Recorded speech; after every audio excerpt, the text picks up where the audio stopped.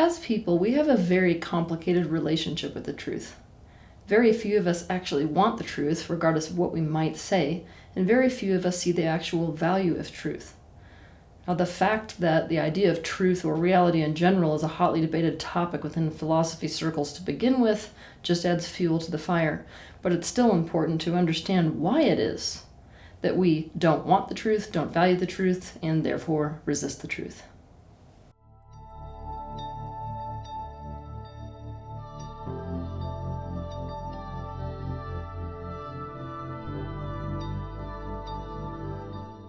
Let's begin by looking at the resistance that we as people have to the truth.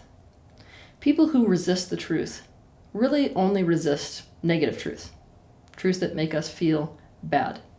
Now, when I say negative, that is a judgment. One could say that any truth, even the ones we think are negative, are actually positive truths. However, for the sake of your understanding, it's important to understand that people don't resist things that they feel are positive truths. They only resist things they feel are negative truths.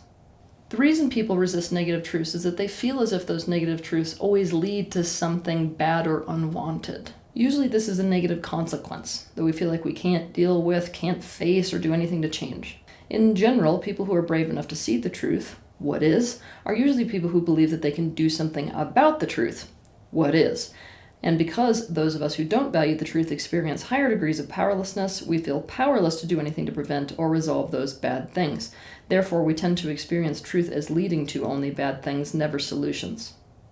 Of course, those consequences that we might imagine will come as a result of the truth may or may not actually exist. Nonetheless, the more powerless you feel, the less okay with painful truth you will be. For example, let's say that we experienced in our childhood our father being honest, telling the truth, about the fact that he wasn't romantically in love with our mother anymore, and as a result he left the family, and as a result not only did we suffer because of that truth, so did everyone else in the family, and we could do absolutely nothing about it. See, truth leads to negative consequences. That's the association that we make.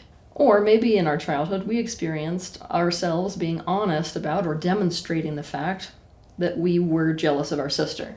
And as a result, all that happened is we were shamed and our family lost respect for us, and it created an adversarial relationship with our sister, all of which could have been avoided by not telling the truth.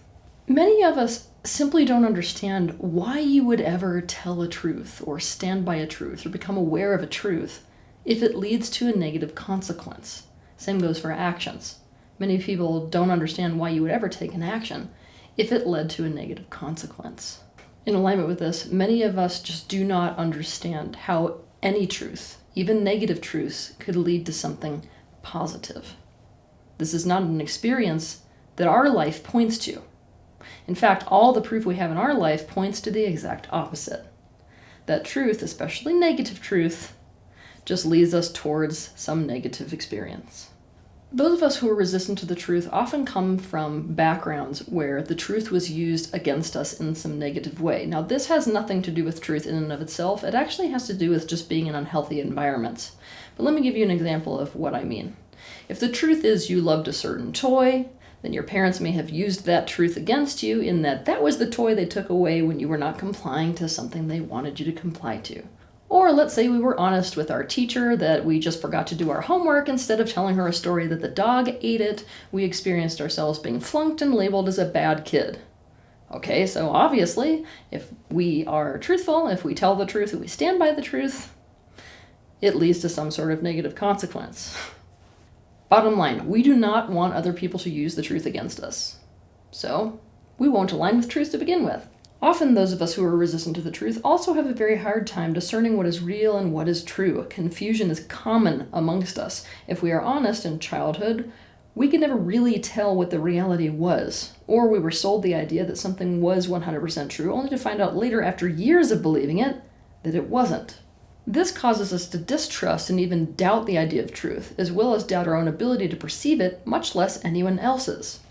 Now, I must say, if you are somebody who grew up in a particularly religious household, only to become disillusioned in that religion later and to realize that all those things you were sold in childhood aren't accurate, you have a complicated relationship with truth, whether you see it or not. Something that is really important to know, and I can guarantee you have never heard this from anyone else, is that if you are somebody who has a complicated relationship with truth, meaning you don't really like it, you have a little bit of resistance to it, you actually value stability more than other people. I mean, a lot more. So much so that you invite the shadow side of stability into the room. We tend to be averse to complexity and want simplicity, and we experience negative truths as being destabilizing and destructive, therefore as an oppositional force to success. The reality is, of course, exactly the opposite. When some truth enters the picture in any situation, and that truth destabilizes or destroys something, then whatever it destabilized or destroyed was not actually real in the first place. It was an illusion. But the problem is that illusions, they feel very real. Illusions give this false sense of stability to people, which some people are willing to commit to. For example, a woman might have a husband who is cheating on her for her whole marriage, but the illusion that she has a good marriage still makes her feel stable and like she has a foundation to build her life on, as opposed to seeing the truth that he is cheating, and as a result, feeling her entire life is destabilized and her marriage is destroyed. Often, those who are resistant to the truth do not value truth or what is real over other things. Things like stability, things like feeling good, things like control. And our reality is flipped. Our wires are crossed. We see truth as an oppositional force to these things, when in reality, truth is our only way of actually achieving these things. This means we are conditional with truth. What I mean by we are conditional with truth is that we only want truth if it leads to us feeling more control. We only want truth if it leads to us feeling better emotionally. We only want truth if it leads to higher self-esteem. Do you see? We're conditional about when we will take truth and when we won't take truth. And this inevitably leads us down this path where we justify our conditional attitude towards truth with ideologies that actually support illusion. You ready for a huge truth bomb? Spirituality, for many people, is just one giant coping mechanism. It's an adaptation we make that enables us to deal with the difficult environmental stress that we feel like we can't change or eliminate. Most of the spiritual tools you've learned are in fact nothing more than coping mechanisms, and even ones that could be much more than that can still be used as coping mechanisms.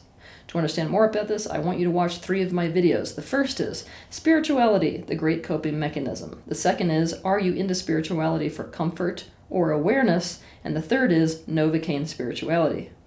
The reality is that the gurus and the spiritual teachers that we tend to revere and idolize the very most are often the people who are able to cope with the world the best. And that's what many people strive to be able to do, to cope with the world. But I want you to beware, because he who copes with the world the best is often the one who does the very least to change it.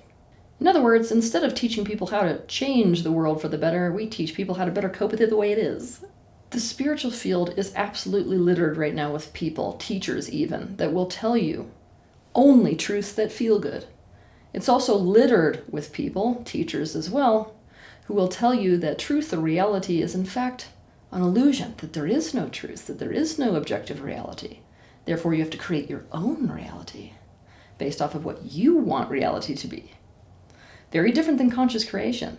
The spiritual field is also littered with people, teachers even, that tell you that the only thing that matters, worse than that, the way to know whether something is real or not, is if it feels good. And those people who are resistant to truth to begin with take those ideologies and distort them and resist what is, and then use those ideologies to justify their conditional relationship with truth. They use them to justify entering into a narcissistic bubble reality built for one, a place where we can control literally everything and therefore make everything stable and make everything feel good. Something important to understand, especially about a consensus reality, which is the one that you live in right now, is that truth involves multiple perspectives. Truth involves other people. Illusion only requires and involves one. Using our previous example, the truth involves not only the reality of a wife who is dedicated to a good marriage, but also the reality of a husband who is also dedicated to a good marriage. Illusion involves only the woman who is dedicated to a good marriage. She can mentally decide to look at only what she wants to see and thus create a false reality where her marriage is a great one. And if she's completely committed to that perspective, nothing the husband does or does not do can burst that false reality construct for her. It will feel real to her. She has total control over it, no matter what he does or doesn't do. The fact that truth involves other people makes those of us who are absolutely terrified of truth even more terrified, because we know we can't control other people. But I cannot stress to you how dangerous slipping into a narcissistic bubble reality of truth is, how much damage it does to yourself and to other people, what the karmic implications are.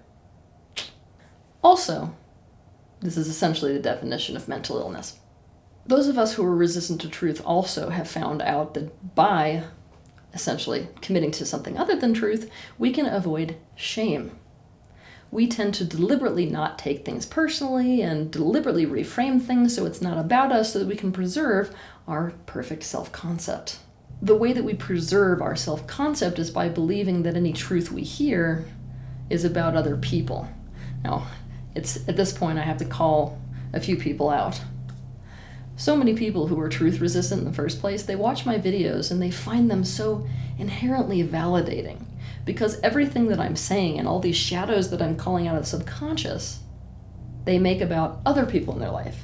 So instead of watching this video and being like, my God, where am I resistant to truth?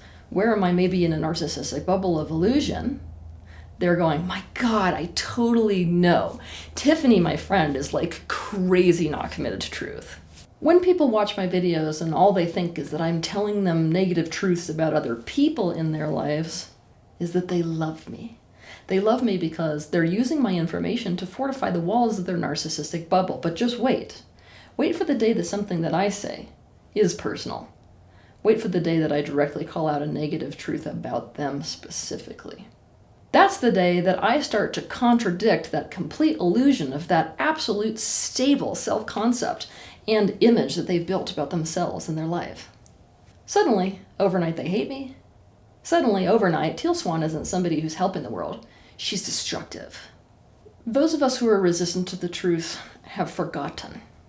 What we have forgotten is what it is to be in the presence of somebody who is in their own narcissistic bubble reality and therefore unable to attune to us and feel us to the degree that they make some responsive change to our pain.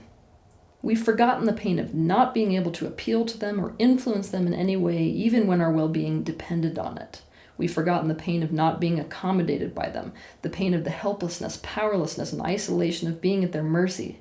Ironically, we have never experienced this reality as a consensus reality, even though it is one. Have you ever heard this expression, hurt people, hurt people? It goes in alignment with this concept that if somebody was abused by somebody, they essentially have a choice to either not be like that or to gain a sense of safety and power by becoming exactly like their perpetrator. This is essentially what happens, is that a person who abandons this concept of truth and doesn't really want it, doesn't like it, has forgotten that in the beginning, they experienced this extreme pain of being around somebody who was in a narcissistic bubble reality, meaning they weren't in a space of truth. They were simply in their own illusion. We had a choice to make when we were put in that position, where we were up against somebody in a narcissistic illusion construct, and that was to go into our own. So essentially, our desire to abandon truth and to go into a narcissistic bubble reality of illusion was a way of trying to adapt to a problem by, of course, becoming part of the problem. We're unaware that we became the very person who hurt us. It's a subconscious because you can't beat him, the only way to feel good is to join him mentality. When we are resistant to the truth or resistant to seeing reality and more committed to whatever feels good to see, we only ever accept the truth when it seems like the pain of not accepting the truth is higher. And this, I cannot stress to you enough, is a recipe for absolute disaster and a recipe for an escalation of the law of mirroring. This is not just a recipe for disaster for us, but also for the whole world. Ironically, it means that the stability and simplicity we love is a pipe dream. It's a pipe dream because escalation is inevitable. If we won't accept a negative truth and so we do nothing about it, we will end up in a crisis. When this crisis hits for us, we will either realize a truth so far too late to avoid consequences that we will suffer, or no matter what consequence we face, we will reframe it. For example, let's imagine that a negative truth is that human beings are on the way to making the surface of the earth uninhabitable for themselves and millions of other species. Do you know how bad it has to get for a person to swallow that truth if they were only willing and able to see the truth when the pain or consequences of not seeing the truth are higher than the pain and consequences of doing so? The answer is far beyond the point of no return. We will either suffer when this happens or positively reframe all the consequences when they happen so that we don't really feel the true impact of them. This issue of needing the pain and the consequence of not seeing the truth to all of a sudden be so much higher than the pain of seeing it, it puts us in a situation where we never deal with truth to the negative when it's very, very small, when it's manageable. Instead, all of these things have to become unmanageable tsunamis first, and this reinforces the belief that truth is a destructive and destabilizing force. A bit of a vicious cycle, don't you think? Those of us who are resistant to the truth, we want there to be no consequences for the truth. That's our honest truth. The problem is that we live in a universe that is managed by the law of cause and effect. There is absolutely nothing in this universe that does not have a consequence, both positive and negative. So you can't prevent the effect of a cause. This means the most in alignment thing that you can do as a conscious creator is to choose your consequences consciously. If you don't choose them, they will simply happen to you. If you want to learn more about this, watch my video titled Why You Should Consciously Choose Consequences. Those of us who are resistant to the truth often have a pretty good idea of what consequences or pain the truth leads to. But those of us who are resistant to the truth have a very difficult time seeing how the opposite, how illusion, actually leads us to pain and consequences, in fact, even more so. We have a hard time with truth because we want something different than what is. We want to create something new and different from what is. This isn't a problem, this is actually a beautiful thing.